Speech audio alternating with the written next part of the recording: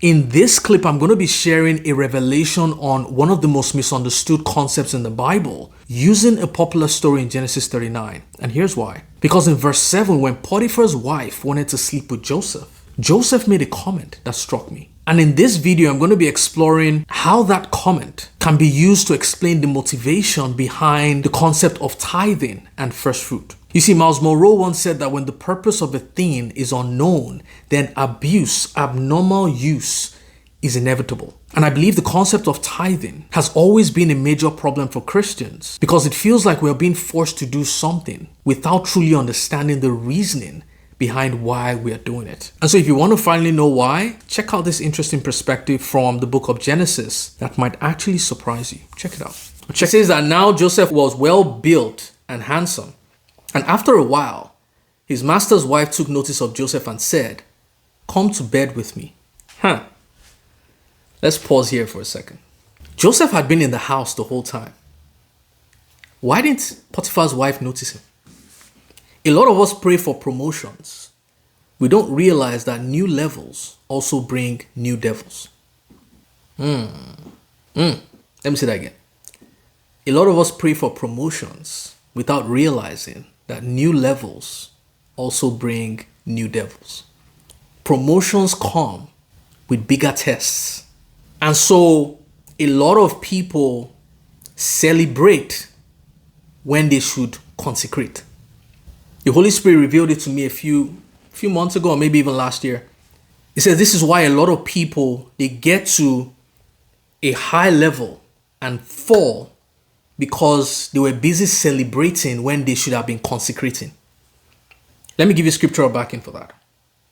Jesus, when he was baptized by John, and I've done a video about this, Jesus was baptized and a voice came from heaven. Can you imagine the level of affirmation and assurance that Jesus would have had? That the Father has just affirmed me as his beloved Son, in whom he is well pleased. What a lot of people do is when you receive that affirmation, you begin to share the same way Joseph did. What did Jesus do? Jesus was led into the wilderness to be tested. He consecrated himself.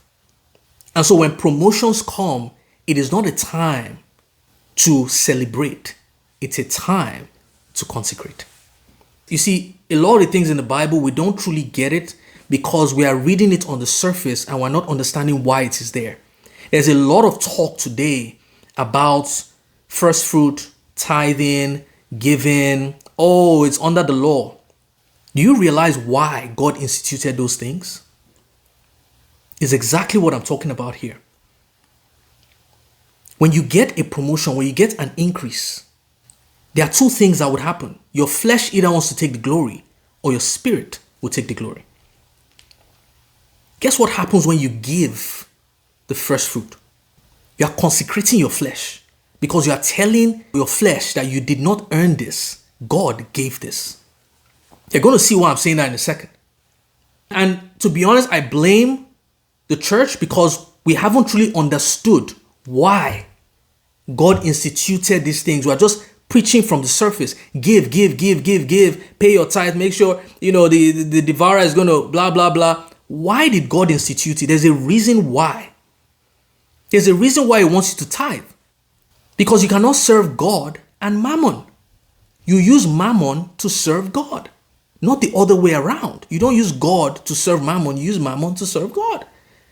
So when you are giving the first 10%, not just any 10%, the first 10%, you are telling mammon, this is my God. And I'm happy all this is happening right now because it is showing the state of the church right now. We've been building followers and not disciples. Followers are children. All they want to do is take. Disciples have grown to the point where they are ready to give. They realize that it's not just about salvation, it's about building the kingdom of heaven here on earth. That's why you give. That's why you help the church. It's not so that the devil will oppress you or whatever. No, God doesn't need our money. Exactly. God doesn't need our money. Look at how much the world is pumping into the agendas. How are you going to fight that? And the church is still trying to get you to give, trying to manipulate you into giving.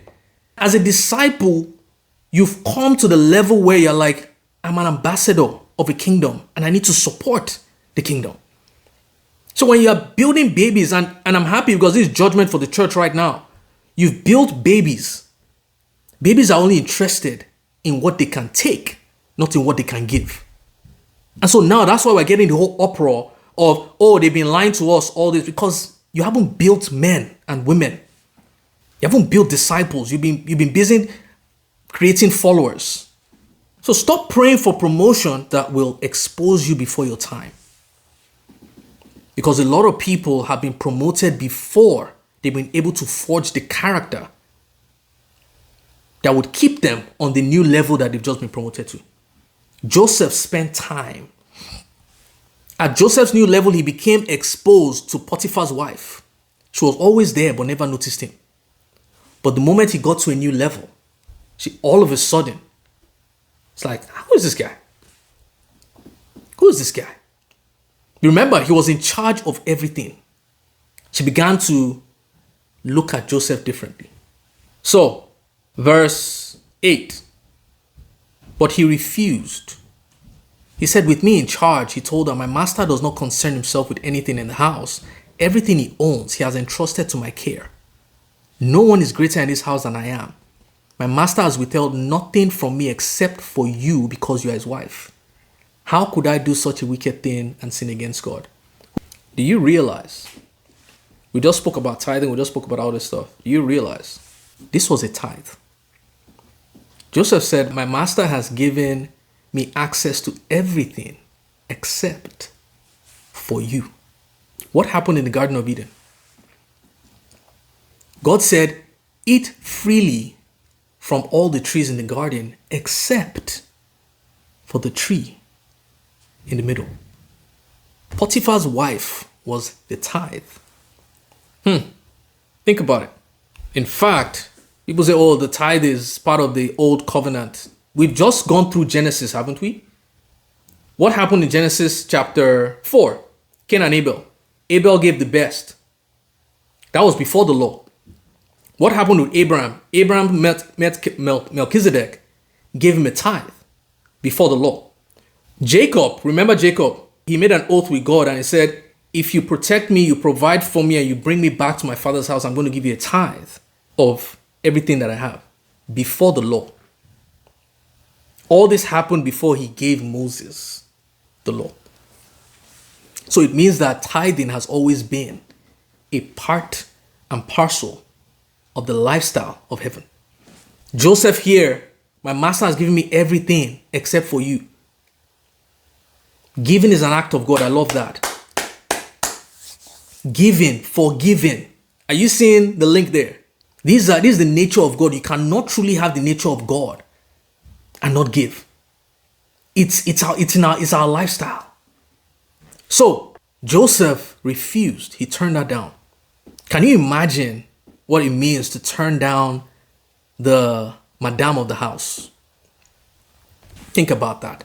Imagine how Potiphar's wife felt. Like, what? Am I not as attractive as I used to be? Like, everybody would jump at this. Any other slave would jump at the opportunity to sleep with his master's wife. She began to get insecure, I can imagine. Like, how can he say no to me? And he says, how could I do such a wicked thing and sin against God? There's something that Joseph did here that I love. Joseph was content. He focused on what he already had, not on what he couldn't have.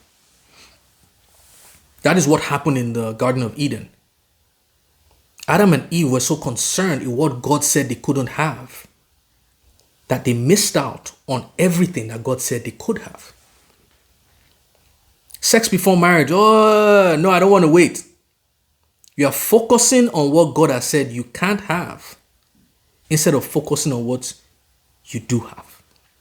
So I said a few days ago, a lot of us are allowing what we want rob us from what we already have. Oh, I love that. Someone is saying she probably has been doing it with others Joseph must have been the first to turn her down. Interesting idea. I like that. It's possible. It's possible. But again, Joseph did something different here. He didn't say, I'll be sinning against my master. He said, how can I do such a wicked thing and sin against God? There was a higher standard here. He went beyond the physical. He said, it's not because I'm going to offend my master, but because I'm going to offend God, who, even though we are alone right now, we are not alone, because there's a God who sees me. There's a different level of disposition you have when you suddenly realize that you are not alone.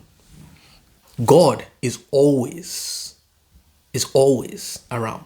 There's a God who sees what you do in private and rewards you in public,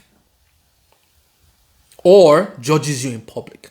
You know, if you love this clip and you want to watch the full Bible study session on Genesis 39, then you can check it out on our YouTube channel, where I also give some scriptural backing for why I believe Potiphar never believed his wife and eventually believed that Joseph was innocent. And if this isn't a Sunday, I would love to invite you to our live Bible study sessions happening every single day between 6 to 7 p.m. Eastern Standard Time, where we're currently on a journey of studying a chapter a day for the next 183 days, using the books of Genesis, Matthew, Mark, Luke, John, Acts, and the letter of Paul to the Romans. Come and discover how to not just read the Bible for information, but how you can also study it for revelation. Thanks again for watching, and see you later. Bye.